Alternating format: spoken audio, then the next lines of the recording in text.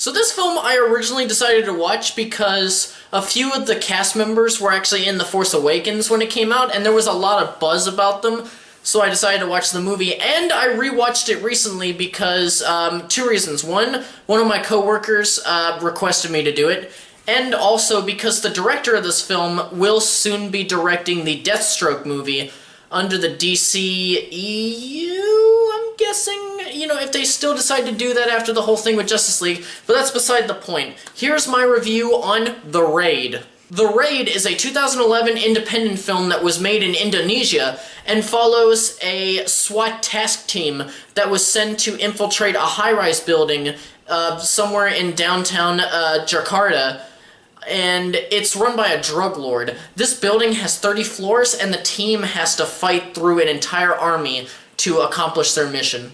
This review is going to be a bit short because there really isn't much that I can talk about, because really there is not much to comment on, like for the acting, for instance. The way that the film is shown is very similar to those really old Bruce Lee movies that many of us grew up watching. You know, where they overdub the foreign actors with English voice actors, and whenever that happens, I really feel like there's a disconnect between the actual performance that the actors on stage are giving and the dubbing. There's just a really bad disconnection with it, and just from watching how each character is performing, I would say that they did pretty good, but I really don't know if they gave a great performance, or if anybody gave, great, good, bad, whatever.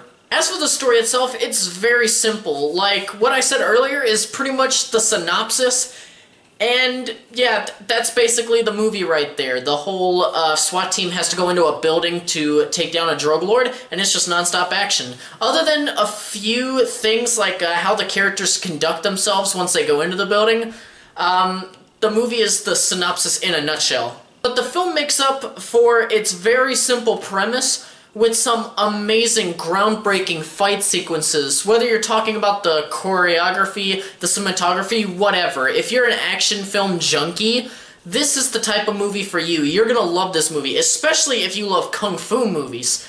And that's all I'm gonna say on the subject of the fight sequences, because I feel like, actually no, I know that if I go any further, I'm gonna spoil some amazing sequences. Now, as far as the story, I do actually have one flaw. And look at it this way. When the movie starts, we basically get into it after the first 5 minutes. We see the SWAT team going into the location, talking about what could possibly happen when they go inside, and it's just building up the suspense and tension. And not only that, we also get a scene that's kind of mixed into the first 5 minutes, where we see the drug lord basically killing a bunch of hostages, and that also helps build the tension and suspense.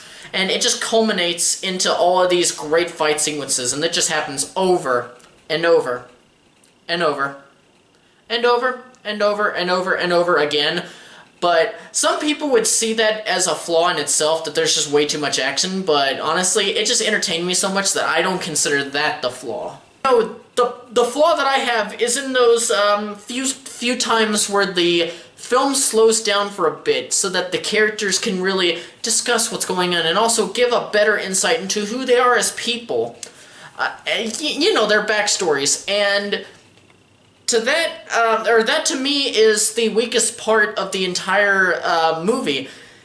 Because though I love I really enjoy extra depth to characters that I'm watching, and I really want to feel something, just feel something for the characters, I didn't feel any kind of emotional attachment. Really, any kind of emotional connection to any of these characters. And I do believe that's because the less action, more talking scenes were not done as well as these, like I said, groundbreaking action sequences. Which makes sense, because if you have all these balls-to-the-wall amazing action sequences, most likely everything else is going to pale in comparison. Also, just as a quick FYI, Mike Shinoda, one of the band members of Linkin Park, actually composed the music for The Raid, and you know what, he actually did a pretty good job. The music was really... the music actually helped build even more tension and suspense. Guys, this is one of the greatest action films I've ever seen, and if you're really into action movies, as I said earlier, you're really gonna love this. And also, just to put a warning label on it, you can argue that there is way too much not violence, but just too much action in the film, because honestly, for me, every time I watch this movie, I feel overwhelmed and I just don't want to do anything because I'm really exhausted from what I'm seeing. But honestly, I like that feeling, but some of you may not.